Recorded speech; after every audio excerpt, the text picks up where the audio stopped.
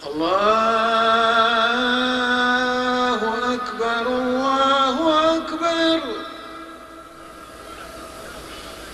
الله أكبر الله أكبر أشهد أن لا إله إلا الله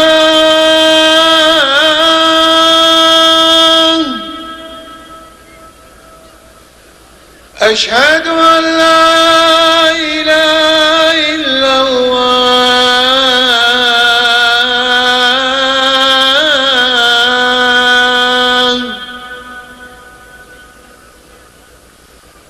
أشهد أن محمدًا رسول الله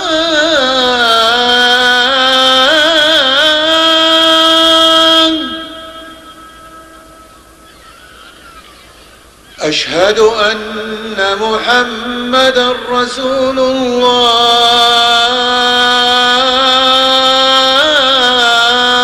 الله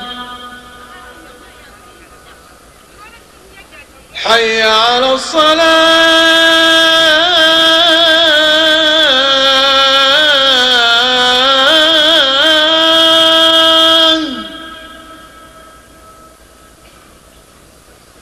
حي على الصلاة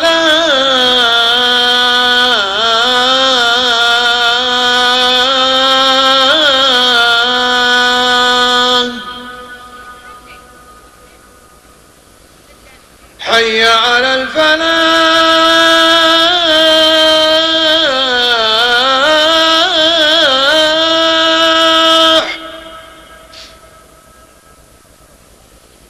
حي على الفلاح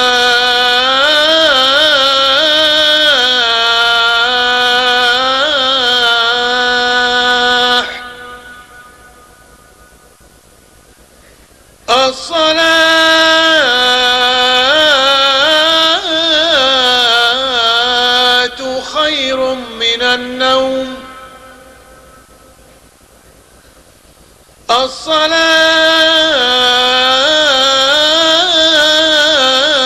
الصلاة خير من النوم الله أكبر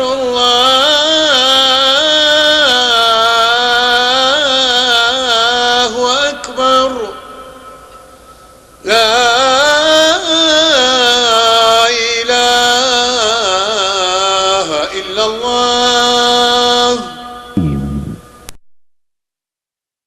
حضرت ابو ہریرہ رضی اللہ عنہ سے روایت ہے کہ نبی اکرم صلی اللہ علیہ وسلم نے ارشاد فرمایا، صرف 3 مساجد ایسی ہیں جن کے لیے سفر کیا جا سکتا ہے، ایک مسجد حرام یعنی خانہ کعبہ، دوسری مسجد اقصی، اور تیسری یہ میری مسجد یعنی مسجد نبوی، رواہ النسائی۔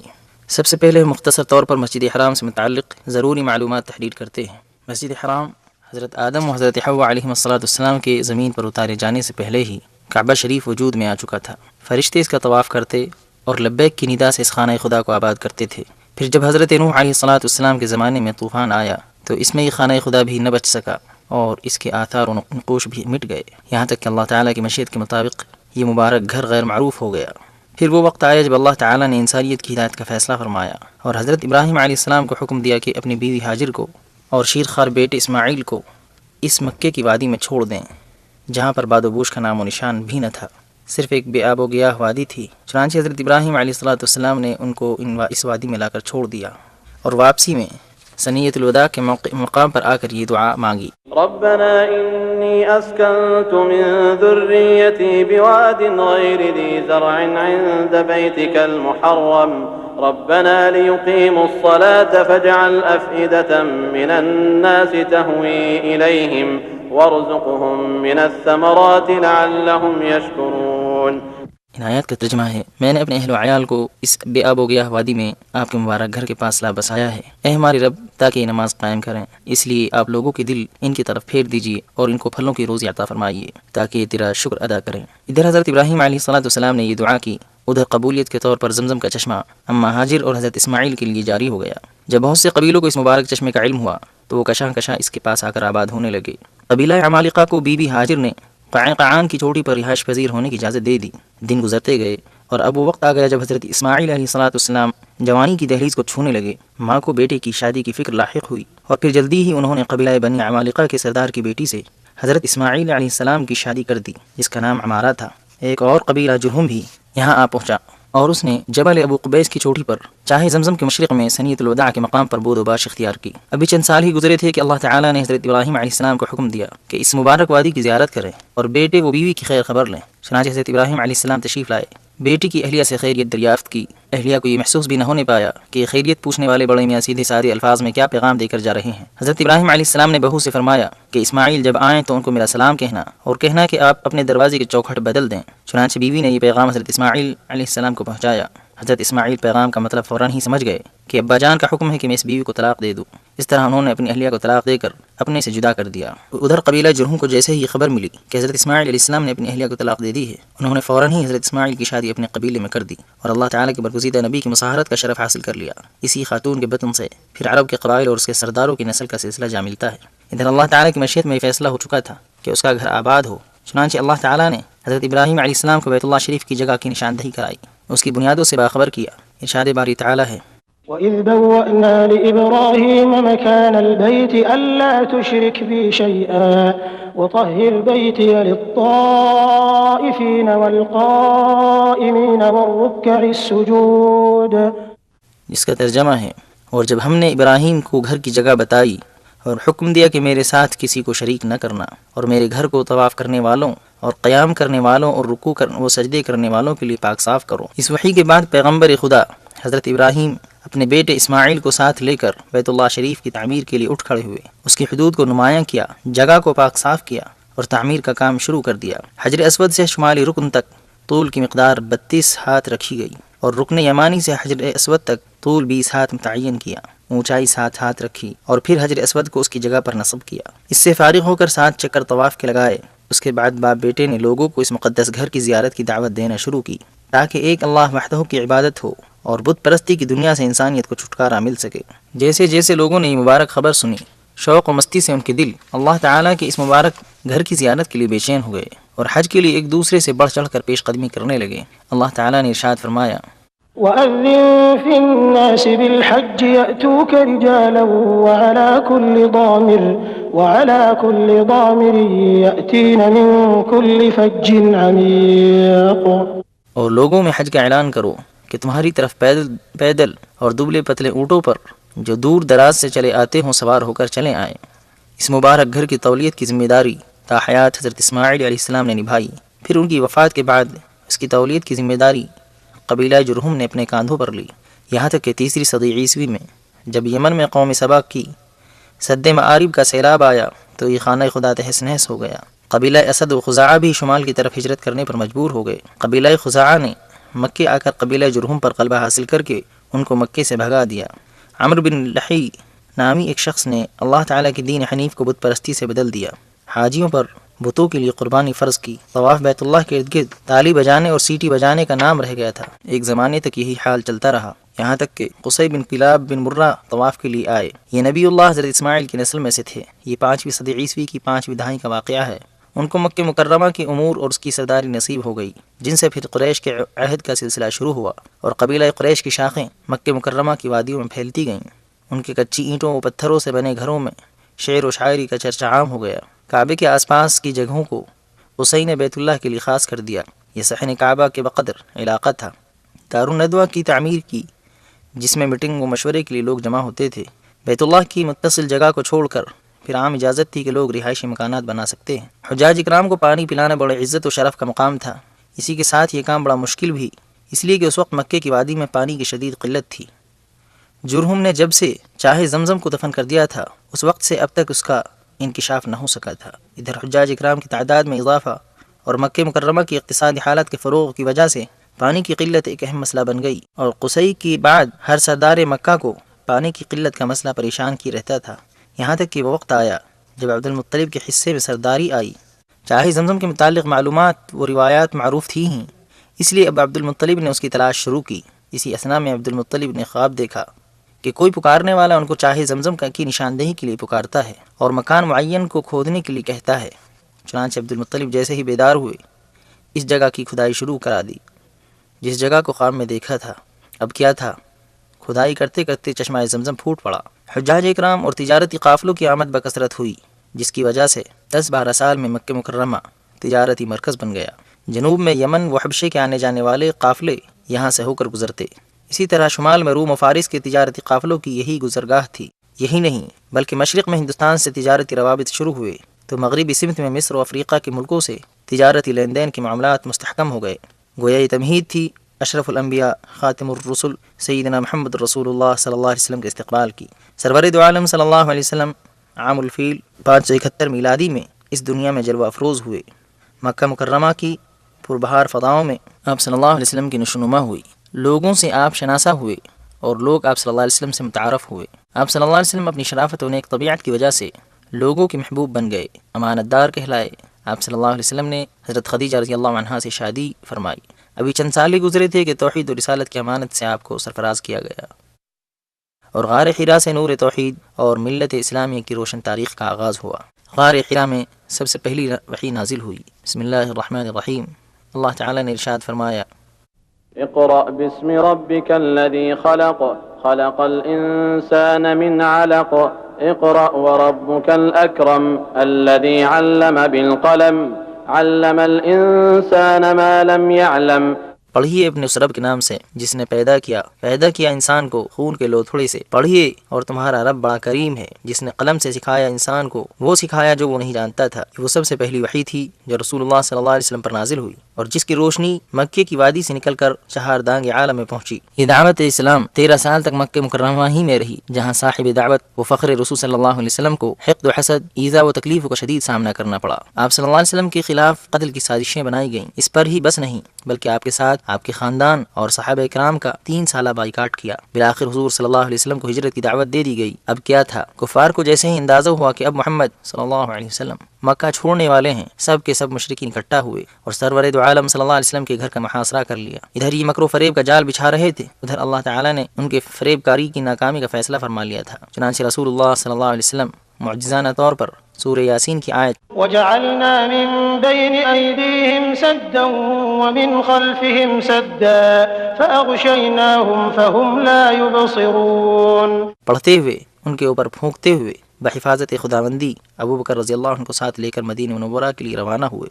مکہ مکرمہ سے مدینہ منورہ کا راستہ شمال کی طرف سے تھا، مگر احتیاطی طور پر آپ صلی اللہ علیہ وسلم نے مکے کی جنوبی سمت سے سفر شروع کیا۔ ثنیۃ الوداع کے مقام پر پہنچ کر آپ صلی اللہ علیہ وسلم نے اپنی جائے پیدائش اور محبوب شہر اور مبارک و مقدس خانہ خدا کو الوداع کہا۔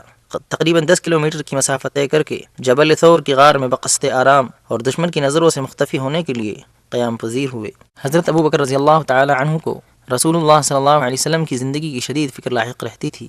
آپ صلی اللہ علیہ وسلم حضرت ابو بکر رضی اللہ عنہ کو تسلی دیتے اور فرماتے، اے ابو بکر، تمہارا ان 2 کے بارے میں کیا خیال ہے جن کا تیسرا ساتھی اللہ تعالیٰ ہو؟ اللہ تعالیٰ نے سورہ توبہ میں ارشاد فرمایا، إِلَّا تَنصُرُوهُ فَقَدْ نَصَرَهُ اللَّهُ إِذْ أَخْرَجَهُ الَّذِينَ كَفَرُوا ثَانِيَ اثْنَيْنِ إِذْ هُمَا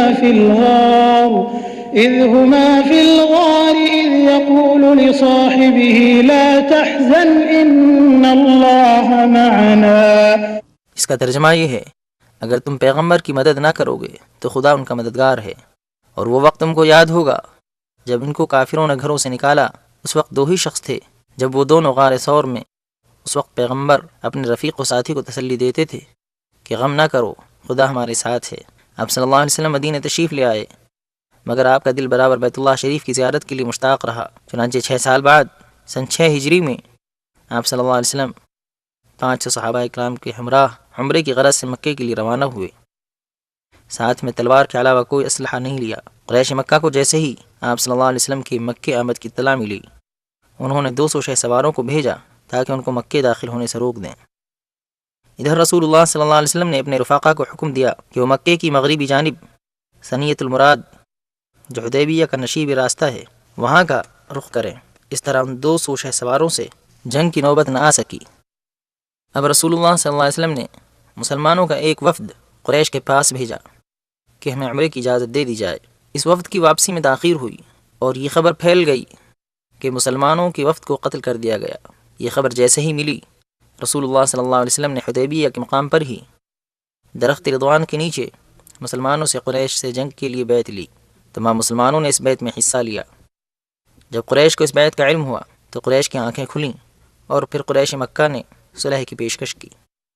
رسول اللہ صلی اللہ علیہ وسلم نے اس پیشکش کو قبول فرما لیا اور مسلمان حدیبیہ سے واپس ہوئے، اس شرط پر کہ اگلے سال پھر عمرے کے لیے آئیں گے۔ اب 8ویں ہجری میں قریش نے عہد و پیمان توڑا، جس کی بنا پر رسول اللہ صلی اللہ علیہ وسلم نے 4 لشکروں کی تیاری کا حکم دیا۔ ایک لشکر مقدمے کے طور پر آگے روانہ کیا، دوسرے لشکر کو ہدایت تھی کہ وہ مکے کے نشیبی علاقے سے داخل ہو، تیسرے لشکر کو ہدایت دی کہ وہ مغربی سمت وعیکان پہاڑ کی چوٹی سے ہوتے ہوئے مکے میں داخل ہو، چوتھے لشکر کو حکم دیا کہ وہ جبل ہند کے سامنے سے ہوتے ہوئے مکے میں داخل ہو، نیز یہ حکم دیا کہ میرے لیے بیت اللہ کے سامنے ہی چوٹی پر علم گاڑ دیا جائے۔ بالآخر رسول اللہ صلی اللہ علیہ وسلم کو بغیر جنگ کے ہی فتح حاصل ہو گئی، امن و امان ہو گیا، خطرات کے بادل چھٹ گئے، بیت اللہ شریف کے حقیقی وارثین آ چکے تھے، مکہ مکرمہ توحید کی صداؤں سے گونج اٹھا، شرک و کفر کے جھوٹے خداؤں میں زلزلہ آ چکا تھا، مورتیاں لرزہ بر اندام تھیں، اب مکہ مکرمہ بت پرستی و شرک کی گندگی سے پاک ہو چکا تھا۔ کلمہ توحید لا الہ الا اللہ محمد الرسول اللہ صلی اللہ علیہ وسلم کی صدائیں اب مکہ مکرمہ کی گلی کوچوں میں ضیاء پاشی کر رہی تھیں۔ حرم شریف کی حدود، جن کو حضرت جبریل علیہ السلام کی نشاندہی پر ابراہیم خلیل اللہ نے متعین کیا تھا، زمانے سے پامال ہو رہی تھیں، اب دوبارہ ان کی حرمت واپس آ گئی۔ غیر مسلموں کا داخلہ حدود حرم کے اندر ممنوع قرار دے دیا گیا، حرم کی حدود پر علامتی نشانیاں نصب کر دی گئیں۔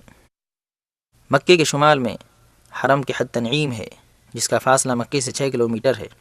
شمال مشرق میں وادی نخلہ میں حدود حرم ہے، جو مکہ مکرمہ سے 14 کلومیٹر دور ہے۔ مکے کے جنوب میں ایک جگہ اضا ہے، یہاں پر حرم شریف کی حد ختم ہوتی ہے، اس کا فاصلہ مکے سے 12 کلومیٹر ہے۔ مغربی سمت میں حرم کی حد شمیسی کے مقام پر ہے، جہاں سے مکے کی مسافت 15 کلومیٹر ہے۔ مکہ مکرمہ کا ذکر قرآن پاک میں کئی ناموں سے آیا ہے۔ مکہ مکرمہ کے نام، مکے کے ناموں میں سے ایک نام البلد الحرام ہے، جیسا کہ سورہ نمل آیت نمبر 91 میں وارد ہوا ہے۔ اعوذ باللہ من الشیطان الرجیم، بسم اللہ الرحمن الرحیم۔ إنما أمرت أن أعبد رب هذه البلدة الذي حرمها وله كل شيء. القرى. وهذا كتاب أنزلناه مبارك مصدق الذي بين يديه ولتنذر القرى. دوسرا نام البلد الامین بھی مذکور ہے۔ والتين والزيتون وطور سينين وهذا البلد الأمين. معاد. إن الذي فرض عليك القرآن لرادك إلى معاد. مکہ. وهو الذي كف أيديهم عنكم وأيديكم عنهم ببطن مكة. ایک نام بکہ بھی قرآن میں وارد ہوا ہے۔ إن أول بيت وضع للناس للذي ببكة مباركا وهدى للعالمين. سعودی دور حکومت آیا تو اس نے شہر مکہ کی خاص پلان کے تحت ترقیاتی کام شروع کیے، اس لیے کہ مسجد حرام کو جانے والے راستے اور گلیاں نہایت تنگ تھیں۔ مکہ مکرمہ کے ظاہری شکل کے لحاظ سے اور زمانے کی تبدیلی و ترقی کے نتیجے میں کیا مسائل و مشکلات آ سکتی ہیں، اس سے کوئی بھی مکے کی تاریخ کا شناسا انکار نہیں کر سکتا۔ اس شہر کی حالت بالکل وادی کی مثل ہے، اس پر محیط پہاڑی چوٹیاں وادی ابراہیم، وادی طوا اور وادی فتح تک پھیلی ہوئی تھیں۔ اونچی وادی وادی محصر ہے۔ مکہ مکرمہ کا موسم خشک گرم ہے، سال کے اکثر حصے میں، جس میں درجہ حرارت 30 سے 45 کے درمیان رہتا ہے۔ عمارتوں کے بلند ہونے کے باوجود راستے تنگ ہیں، اس لیے راستوں میں عموماً سارے دن سایہ رہتا ہے۔ حرم شریف کی سب سے پہلی توسیع خلیفہ راشد حضرت عمر بن الخطاب رضی اللہ عنہ نے سن 17 ہجری میں کرائی۔ اس کے بعد 18 ہجری میں حضرت عثمان غنی رضی اللہ عنہ نے توسیعی کام کرایا۔ اس کے بعد سے دور اموی، دور عباسی اور اسی طرح عثمانی و سعودی دور حکومت کے مختلف وقتوں میں حرم شریف کا توسیعی کام ہوتا رہا۔ دور سعودی میں سعودی فرمانروا شاہ عبدالعزیز آل سعود نے 1368 ہجری میں حرم شریف کی توسیع کا اعلان کیا۔ یہ تاریخ کی اپنی نوعیت کی اہم ترین توسیع تھی، جس میں 20 سال تک مسلسل کام چلتا رہا، جس میں حرم شریف کے خارجی ساحات کی توسیع نہایت اہمیت کی حامل ہے، جس کا کل رقبہ 1,60,000 مربع میٹر ہے، جبکہ سابقہ رقبہ صرف 19,000 میٹر تھا۔ مسجد حرام کی دونوں منزلوں کے اندرونی و بیرونی حصوں میں پتھروں کے ٹائل لگا دیے گئے۔ اسی کے ساتھ عثمانی دور کی ساری تعمیرات کو بھی اصلاح و ترمیم سے سنوارا گیا۔ نیز سعودی دور حکومت کی توسیع کو عثمانی توسیع سے ملا دیا۔ مطاف کی جگہ میں بھی توسیع کی گئی۔ اس اضافے کی مقدار 300 ہاتھ تھی۔ اس دفعہ مطاف میں سفید سنگ مرمر کا استعمال کیا گیا، جس کی خوبی یہ ہے کہ یہ گرمی کی تپش سے گرم نہیں ہوتا۔ زمزم کے کنویں تک پہنچنے کے لیے دروازے لگا دیے گئے۔ کعبہ شریف کا دروازہ تبدیل کیا گیا، جس میں خالص سونے کی پلیٹیں جڑی گئیں، جن کا وزن 286 کلو گرام ہے۔ اس عظیم توسیع میں صفا مروہ کے درمیانی جگہ یعنی مسعی بھی شامل تھی۔ سعی کرنے والوں کی سہولت کے پیش نظر دوسری منزل پر بھی مسعی یعنی سعی کرنے کی جگہ تیار کی گئی۔ خادم الحرمین شریفین شاہ فہد بن عبدالعزیز نے بھی اس عظیم الشان توسیع و تجدید میں خوب حصہ لیا۔ چنانچہ ان کے فرمان پر مسعی کے درمیانی حصے میں پل نما 6 گزرگاہیں بنائی گئیں۔ نمازیوں کی سہولت کے لیے دوسری منزل پر چڑھنے کے لیے بجلی کے زینے نصب کیے گئے۔ مسجد حرام کی چھت کو نماز کے قابل بنایا گیا تاکہ وقت ضرورت یہ چھت نماز کے لیے استعمال ہو سکے۔ عصر حاضر میں بدلتے ہوئے حالات اور نقل و حرکت اور مواصلات کی فراوانی اور سفری سہولتوں نے حجاج کی تعداد میں خاطر خواہ اضافہ کر دیا، یہاں تک کہ توسیع مذکورہ بھی تنگ پڑ گئی۔ اس لیے خادم الحرمین شریفین شاہ فہد بن عبدالعزیز نے ماہ صفر 1409 ہجری میں مزید توسیع کا فوری طور پر حکم دیا اور اس کی بنفس نفیس بنیاد رکھی۔ اس توسیع کی لاگت کا تخمینہ 6,800 ملین ریال تھا۔ اس میں حرم شریف کے مغربی سمت چھوٹے بازار والے صحن کی توسیع بھی شامل تھی۔ اس توسیع میں اس کا لحاظ رکھا گیا کہ ڈیزائن اور ظاہری شکل سابق حرم کی عمارت سے مختلف نہ ہونے پائے۔ اس نئی توسیع کا ایک صدر دروازہ رکھا گیا، جس کا نام ملک فہد گیٹ باب الملک فہد ہے۔ اس کے علاوہ چھوٹے دروازے ہیں جن کی تعداد 14 ہے۔ پرانے دروازے ان کے علاوہ ہیں۔ اس نئی توسیع میں 2 مینارے بھی بنائے گئے جن کی بلندی 180 میٹر ہے۔ یہ دونوں مینارے طرز تعمیر اور رنگ و روپ اور بلندی میں دوسرے قدیم 7 میناروں کی مشابہ ہیں۔ اس توسیع میں بجلی کے 2 زینے مزید لگائے گئے ہیں جن کے لیے مخصوص انداز کی عمارت تیار کی گئی ہے۔ ایک شمالی جانب ہے جبکہ دوسری جنوب کی سمت میں ہے۔ مسجد حرام کے خارجی صحن یعنی ساحات کو سفید پتھروں سے مزین کیا گیا ہے، جس میں گرمی اثر انداز نہیں ہوتی۔ اس توسیع کے بعد اب تقریباً 10 لاکھ نمازی بیک وقت مسجد حرام میں نماز ادا کر سکتے ہیں۔ رمضان کے آخری عشرے کا جو دل ربا منظر ہوتا ہے، ویسا منظر سارے سال نہیں ہوتا۔ ان دنوں میں تراویح اور قیام اللیل کا خاص اہتمام ہوتا ہے۔ لوگ خشوع و خضوع کے ساتھ اپنے رب کے حضور حاضر ہو کر بچشم نم دعا و استغفار کرتے ہیں اور مغفرت کے طالب ہوتے ہیں، اور بلا شبہ اللہ تعالیٰ کے سوا کون ہے جو مغفرت کر سکے؟ وَمَن يَغْفِرُ الذُّنُوبَ إِلَّا اللَّهُ